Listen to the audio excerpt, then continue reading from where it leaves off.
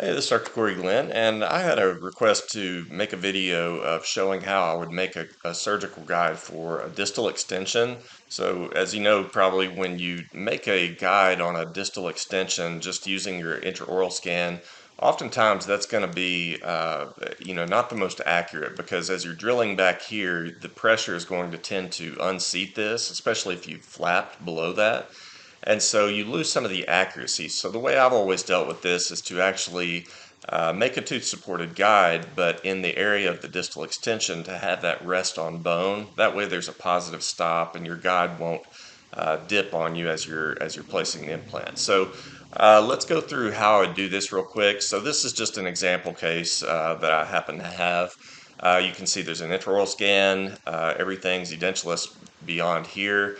And you can see we could make a tooth supported guide just directly on this, but a couple of issues. This implant, the tube is pretty much buried up, and that's going to be tissue that gets flapped out of the way anyway. And then again, I don't want to have that problem of the guide dipping on me because there's no positive stop back here. So one of the prerequisites to doing any kind of guide that's going to rest on bone anywhere is that you're going to have to do bone segmentation. So this is the automatic bone segmentation that I did in the newest beta release of Blue Sky Plan. It's just all AI. It takes about 4 minutes and it segments the roots, the teeth, everything. So it's a huge time saver on this. So that will be your prerequisite to doing this. Is you're going to have to do bone segmentation, whether you use the AI feature or just manually do it.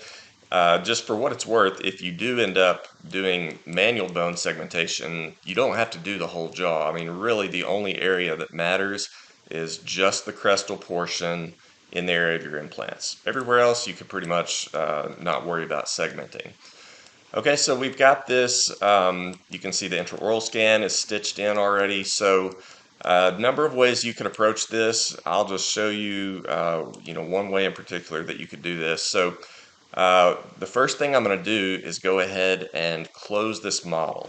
Okay, so if I go into model manipulation, I want to choose this upper iOS and I just want to say close the model. Alright, as you see here, it's created a new surface, so I'm going to turn off the original. Now I've just got a solid model that I can work with. And what I want to do is actually remove the portion of the model distal to this tooth. Okay, kind of to give you a big picture of where we're going with this, you can build a surgical guide on anything, right? Anything that's an STL, but it does have to be one solid watertight STL. And so, well, not necessarily watertight, but just one solid STL. It can't be made of multiple meshes kind of superimposed into one STL. And so what I need to do is I need to create a model, an STL model that has all of these teeth and gingiva in the area where I want it, but that behind this is replaced by the maxilla, so it can just set directly on the bone. And so in order to do that, I'm going to need to do a Boolean union of this model after I trim it and the maxilla, and that's always going to work best when you've got solid models to deal with. Okay, so let's choose now this stone model that we've created, and I'm just going to use the cut tool and cut everything distal to that tooth. Alright, so now we have this. At this point, I'm going to turn on the maxilla, and you can see kind of where we're heading with this. So what I need to do is combine these into one solid continuous mesh.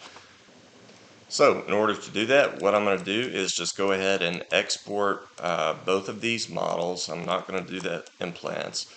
Let's export both of these models, and I'm going to just save them on my in my downloads for a moment.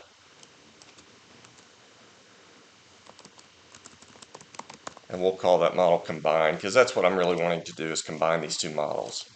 So now in my downloads, I'm going to open combine, and I've gone into mesh mixer here, and this is where I'm going to do the Boolean union of these two. Now I exported them together, and I actually need them split apart here, so I'm going to just click on all the maxilla and separate that, which is Y. So now you see I've got two independent STLs, because what those were was just two STLs, but just superimposed over one another. Okay, again, it's not going to work if you try to do it on multiple STLs that are just superimposed and combined into one. You actually need them to be Boolean combined. Okay, so now that I've got these two independent models, I'm just simply going to control select both, and let's do a Boolean union. And when you see that orange and blue look, that means it was successful, so we'll accept it. And then I always like to just inspect it, make sure there's no holes in the model. And now we'll just save this and overwrite that model I called combine. And now that that's done, I'm just going to grab that new model and drag it right back into my case. Alright, so no need to stitch it, so just X out of that. Now if we turn off the blue model and the maxilla, this is what we're after. Do you see how there's no distinction between these? And if I looked actually at the model outlines, you would see that. So let's get like right here in this area where we would have had, you know, both of those superimposed, especially where it transitions to the teeth. Now you're going to notice that there is just one continuous model. See, that's where it's switching from maxilla over to the solid intraoral scan, and you see there's no break between those. It's not multiple meshes. So now it just becomes really easy. We just simply turn on our guide tubes, and we're just going to design a guide. Alright, so guide panel, it's a maxillary guide. If you want to do an insertion path, you can do that. So I'll usually just do like a straight up and down insertion path. And now we're just going to draw the curve. So on the areas of the bone stop, remember, I don't need this for retention or anything. The teeth are providing that. So I don't want to go like way down into the palatal area or onto the buccal bone so much. I'm really just wanting that solid stop sitting directly on bone in the area of my implants. So I'm pretty much staying on the crest here. Now for what it's worth, this has that big defect in the bone. Really, I would probably, after I printed this, just grind that back. I don't need it to sit directly on bone everywhere. I really just need one stop somewhere. Okay, so now we can just continue drawing this as you would a normal guide. So let's go about the CEJ, and we'll go over here to the opposite premolar.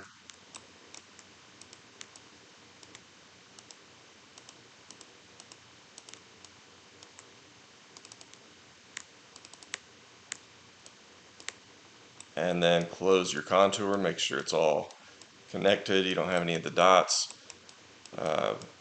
overlaying one another or tangled up. And now you just make a guide. If you want to add some windows at this stage, go ahead and do it. I'm not going to worry about it.